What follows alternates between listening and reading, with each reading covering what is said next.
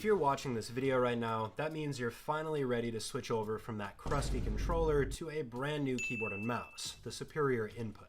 Just so you guys can trust me, I played on an Xbox Elite 2 controller for 11,000 hours. Way too long. I've been playing mouse and keyboard now for about 400 to 500 hours, and I'm already as good on mouse and keyboard or better than I was on controller. In this video, we're going to be going into some of the basics that you guys need to know before you switch to mouse and keyboard, and ways that you can improve so you can get to playing quickly and not waste a bunch of time practicing things you really don't need to practice. With that being said, let's get into it.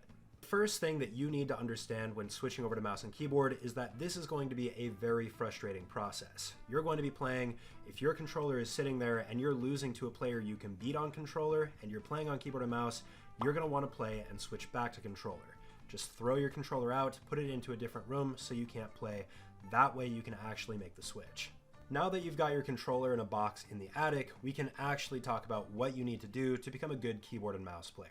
When you switch over, there are going to be three main mechanics that are going to throw you off the most. The first one is going to be aim, the second one is going to be movement, and the third one is going to be memorizing your keybinds.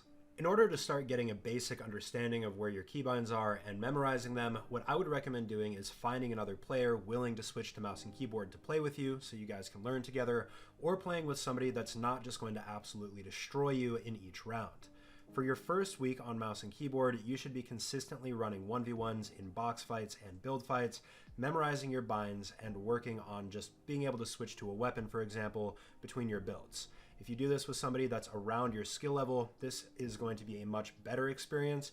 If you play with somebody that's much better than you, you're not going to learn very much. When it comes to mastering your building and editing binds, I would also recommend finding any of these practice maps that allow you to run through different editing scenarios, different building scenarios. These typically, if you play them for about 30 minutes to an hour a day, will help you out immensely. I would also recommend doing this before you start 1v1ing your friends, because then you'll get a little bit more of an understanding as to how you're going to build and edit. Now we're going to move on to movement, which is arguably the hardest thing to get used to on mouse and keyboard. When you switch over from a controller, you're going from a joystick, meaning you only need to use one finger to move around in any direction you want to. On keyboard and mouse, you have to use 4 different binds for this, as well as switch to your guns and edit at the same time. Now, the way that we're going to learn how to do movement are going to be through the use of these 3 drills right here that I personally grinded for a week straight, and then my movement became very, very solid. Alright, so this first move is very basic, but essentially what we're going to be doing is placing a floor, placing a cone on top of that. We're going to edit through the cone on these first 2 tiles. We're going to place a wall through to the other side. Then we're going to reset the cone, edit up the next 2 tiles, and edit through the wall. You essentially just want to be doing this one over and over again. This will give you a better sense of crosshair placement as well as movement, making sure you're not moving off to the side. Now, if making this move over and over again with the same type of movement is too difficult, what you can also do is edit through this and do the same thing, but then do a straight edit. This will give you more time to edit through, and as you guys can see, I just got on. But this move right here is something that I do for about 5 to 10 minutes, try to get it down before I play, and this generally gets me pretty warmed up. The next thing that I really like to do, especially if you're first switching to mouse and keyboard, are these protected high walls, and then making sure that you're running around and building your way up. So essentially what you need to do in order to get this down is place walls all the way around, whatever direction you want to. You're going to sweep it up, then you're going to throw another stair on top of your head and edit through the wall in any direction that you really want to. All of these are good options. I usually recommend practicing all of them, but from here you just work on getting your movement down and making sure that you're not like running into this wall and getting like a really messy edit. You just want it to be very clean.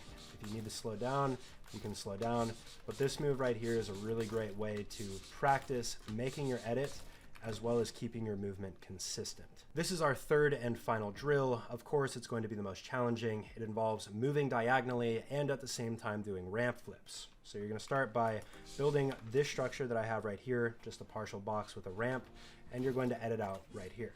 From here, you're going to be flipping your ramps, placing a floor, 2 walls, another ramp on top of you, and editing through. You then just move diagonally and flip these ramps right here, and once you get used to one side, you're going to end up moving to the other side.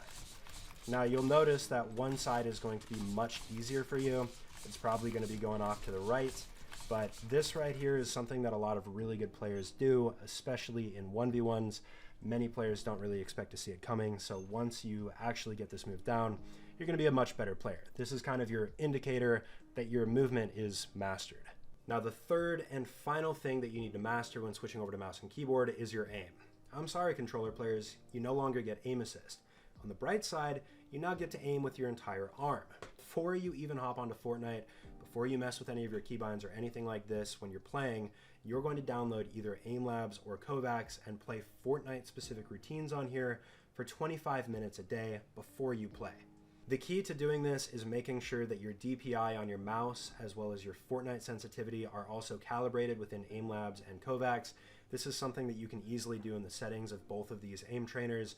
This is critical. You have to do this. If you put these 3 training routines together, 25 minutes of aim training before hopping on Fortnite, an hour in some sort of Fortnite mechanics training map where you can work on your movement and editing binds, as well as 1v1s with a friend that's on your skill level, this will dramatically increase the rate at which you get better, and within about 2 weeks you should feel comfortable enough to actually throw your controller into the garbage. For me, I just gave my controller away because I'm never going to play on it again. Now, if you guys did enjoy this video, make sure that you drop a like and drop a comment down below letting me know what you want to see next. Also, make sure that you use code IDKGang in the item shop. And if you guys feel so inclined, I'd appreciate it very much. You guys can check out one of the new maps that the IDK Gang has made, the Money Pit. Code's going to be down here. It is a super fun map. I'll see you guys in the next video. Peace out.